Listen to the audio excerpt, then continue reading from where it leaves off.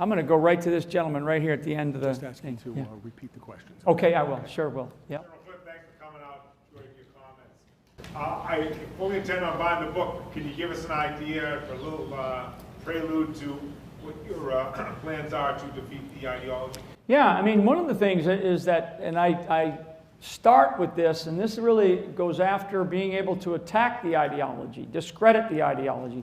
I mean, we still have to do some military operations and the kinds of things that we're doing, but this doesn't mean, you know, more boots on the ground, because I always get asked that question. One of the things that I call for in the book is the creation of a new 21st century alliance. Rabbi Hausman mentioned President al-Sisi of Egypt. President al-Sisi is a good friend of mine. I've known him for a long time. He and I were we were colleagues when I was the senior intelligence officer at U.S. Central Command down in Tampa. We had responsibility for East Africa, the Middle East, and Central Asia. And al-Sisi was the head of intelligence at that time in the Egyptian military.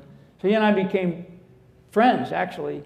And what I felt like we should have done was we should have embraced him when he gave his great intellectually courageous speech at the Al-Azhar Mosque at the end of about a year and a half ago, beginning of 2015, end of 2014.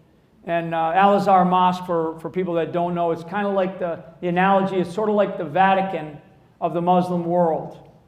And first time a Muslim leader of a country ever spoke in front of that other than an imam or a cleric. So he stood there and we did not embrace him.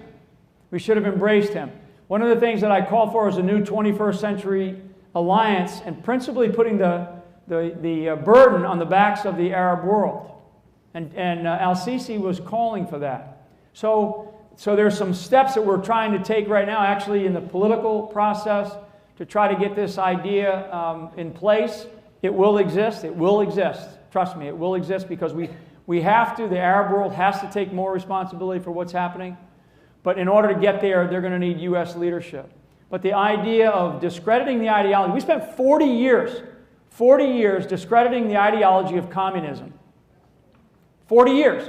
I mean, I remember as a kid talking, you know, about communists, right, in school and what it meant and what we had to do as a kid growing up. We can't talk about radical Islamism in our school system.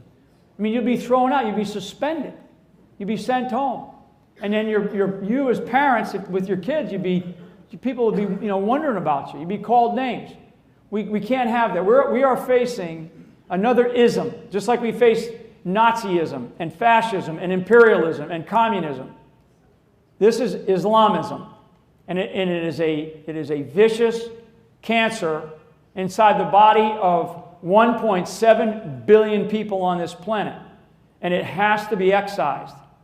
So, and we should not, again, we should not fear this idea. We should define it clearly, and we should go after it.